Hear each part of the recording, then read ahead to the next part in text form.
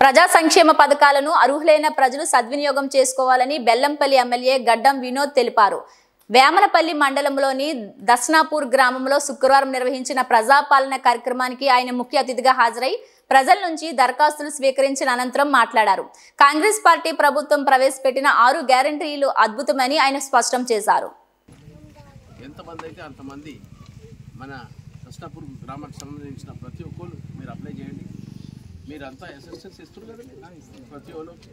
మీరు దీనికి రేపటి డిజిటలైజేషన్ కదా లాస్ట్ డే రేపు ఈరోజు మనకు మన గ్రామ పంచాయతీలు అన్నీ అయిపోతున్నాయి. రేపటి సాయంత్రం లాస్ట్ డేట్ కానీ ట్రైనింగ్ ప్రతి మండలానికి సంబంధించిన అది మీరు కూడా చెప్పండి, నేను కూడా చెప్తాను. ఓకే అమ్మ, ఇది చాలా మంచి స్కీము. కాంగ్రెస్ పార్టీ తరఫు నుంచి ఇచ్చిన 6 గ్యారంటీలకి వెళ్ళి ఇంకా 4 గ్యారంటీలు మీకు కంప్లీట్ చేసేది ఉంది. 2 కంప్లీట్ అయినాయి. ఉచిత బస్సు అయితే తిరుగుతురు కదా, బస్ టికెట్కి ఏం ఖర్చు అయితే లేదు కదా. ఫ్రీ బస్ తిరుగుతురా లేదా? అరే జర చేయలేపురు తల్లి, ఎంతమంది తిరుగుతారు? అందరు చేతులు లేపురి. అందరు ఫ్రీ టికెటా? నాకు కూడా ఫ్రీ టికెట్ ఇప్పిస్తావా? లే, నాకు ఛార్జ్ చేయరు, ఎందుకంటే గవర్నమెంట్ ఎమ్మెల్యే కదా.